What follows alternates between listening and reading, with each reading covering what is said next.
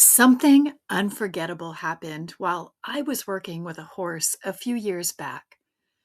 And it wasn't just the moment, it became a turning point in how I trusted what I couldn't see, measure, or explain.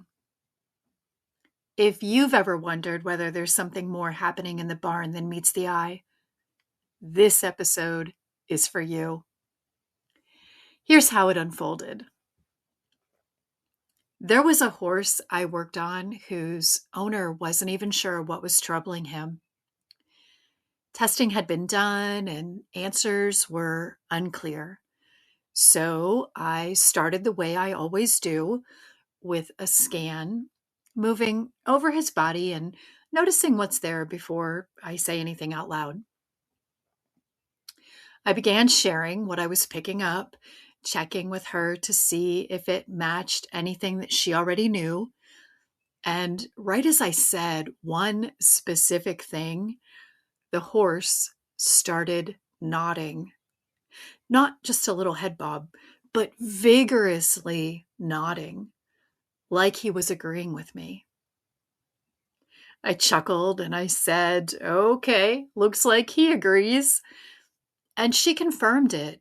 That was exactly what was going on. I've thought about that moment a lot since then, not because it proved anything, but it just reminded me that the world holds more than we have language for yet.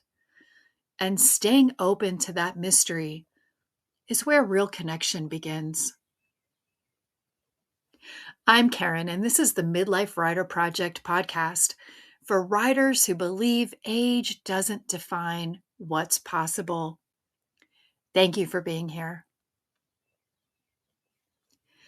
That moment stayed with me, but honestly, it built on work I'd been doing for a long time already. I've been a Reiki practitioner since 1996. I took level 1 that year and level 2 the next year, and then became a master teacher in 2017. That's almost 30 years of having this work in my hands. It's not new to me, and I've used it for my own healing, for protecting my energy when I'm around people who drain it. But my favorite way to use it has always been with my animal friends. Over the years, the patterns became more clear. And here's what I mean.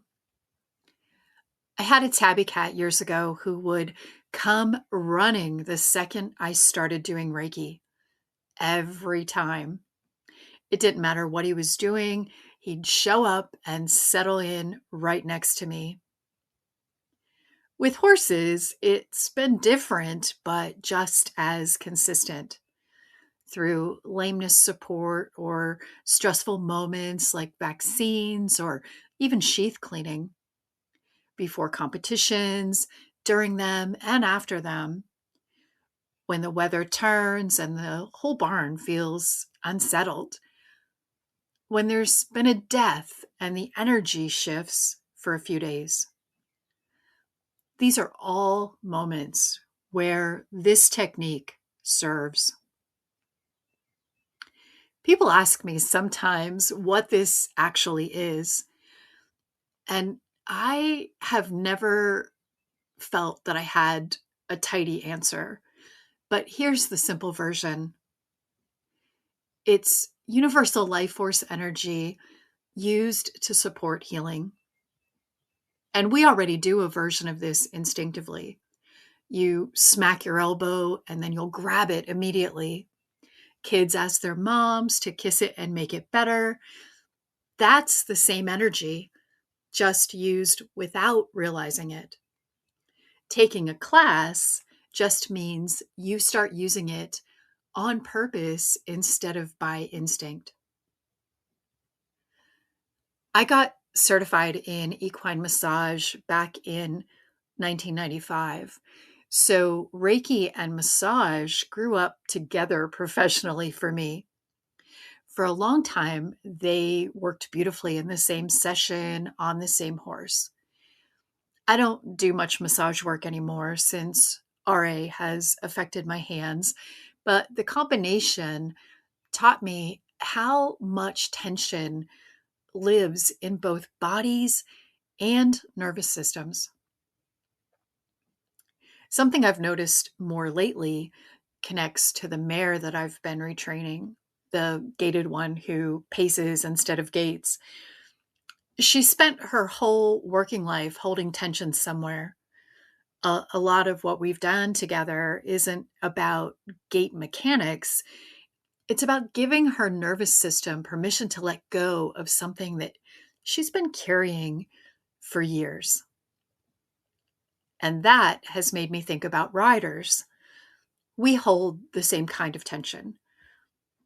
We're sometimes better at hiding it, and midlife does not make that go away. If anything, it makes it more obvious. Between body changes and life demands, the expectations that we've carried for decades, we are all carrying weight of some kind. I didn't originally plan to offer Reiki sessions for people through this podcast, but I've been using Reiki in my animal communication work for a while now. And what I've learned with the animals has made me think about how riders carry similar tension.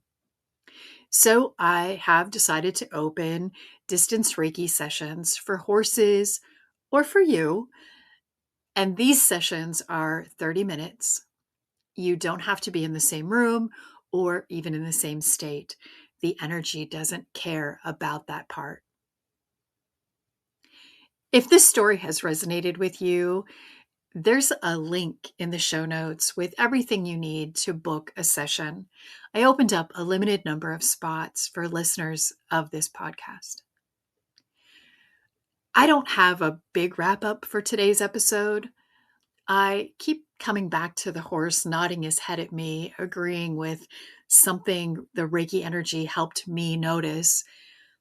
There's a lot going on that we don't have full access to. I've just gotten more comfortable not needing to explain all of it. Trust yourself, trust the mystery, and I'll see you in the barn. Thank you for spending this time with me. If this episode resonated, I hope you'll join me again next week as we continue riding through this season together. Until then, take good care of yourself and your horse.